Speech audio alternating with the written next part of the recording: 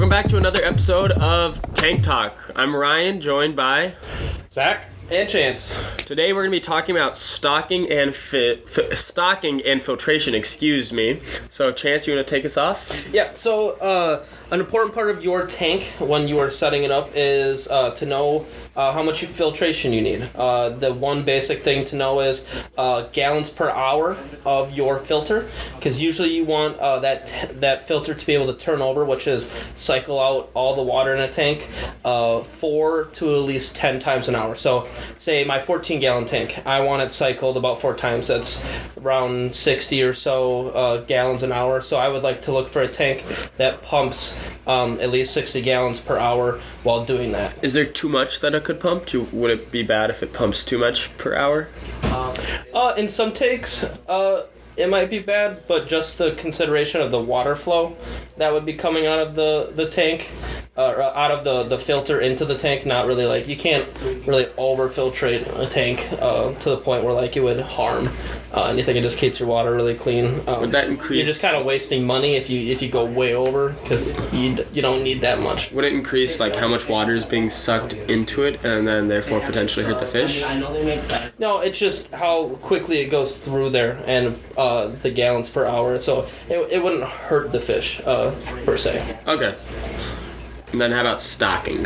So in the generalization of stocking, so usually to stock a fish tank, the rule of thumb is 1 inch per gallon of water you have, so 1 inch per fish per the gallons of water you had. Now there are exceptions to that, like African cichlids.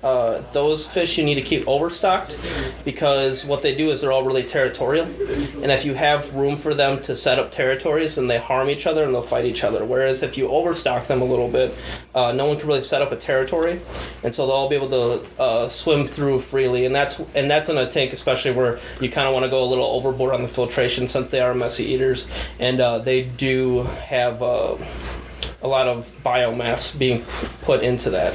But once you get into stocking like fish like that, you would probably want to look into more heavy duty filtrations. There's multiple different kind of filtration systems.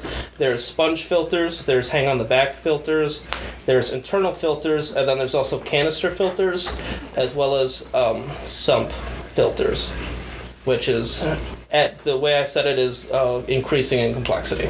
Okay, gotcha. So just start with the easiest. Yeah, so usually most people go with the hang on the back filters. Those are the ones that just rest up there. They got an intake tube and they pump out.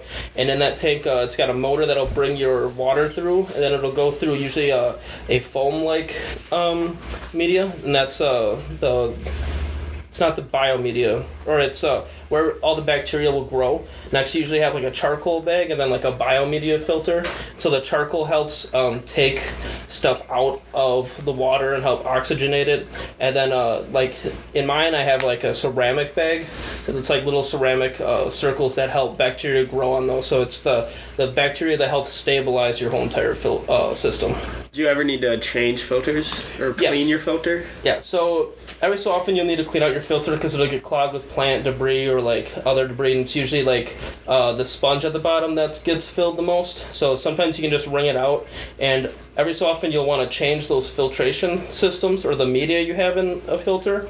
But the only issue with that is you don't want to change it all out at once, because there's bacteria on each that is good for the system, and if you take it all out, it could help, or it could destabilize your water chemistry a little bit. So usually I take one out, wait a week, and then I'll change one, and then wait a week, and I usually work bottom up.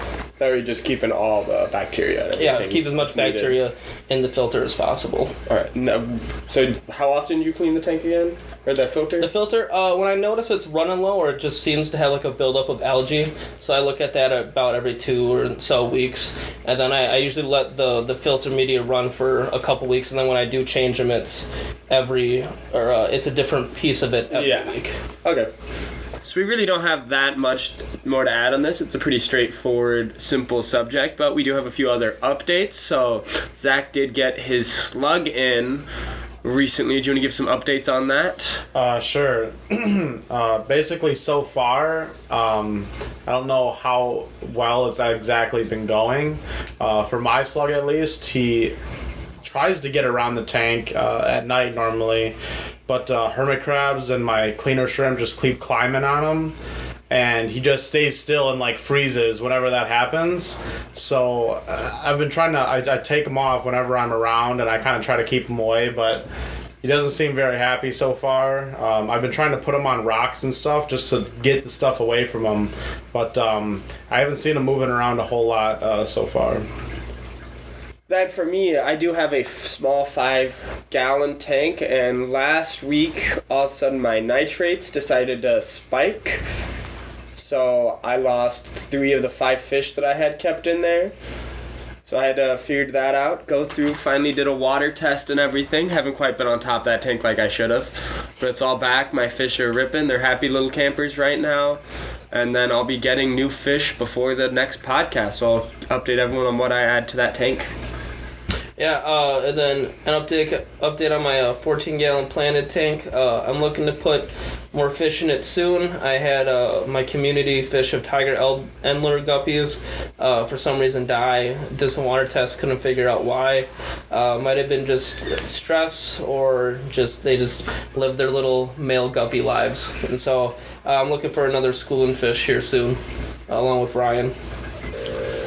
Alright, that was a short episode. We're sorry for that. Next time we'll have a longer episode. We are going to be talking about corals and be going a deep dive into corals. We mentioned a little bit on other episodes, but we'll be doing a deep dive on them. So please, if you have any questions regarding anything that we've talked about so far, especially in this episode, please drop them in the comments below. Hit that like button, subscribe, all of that fun stuff, and we'll see you next time.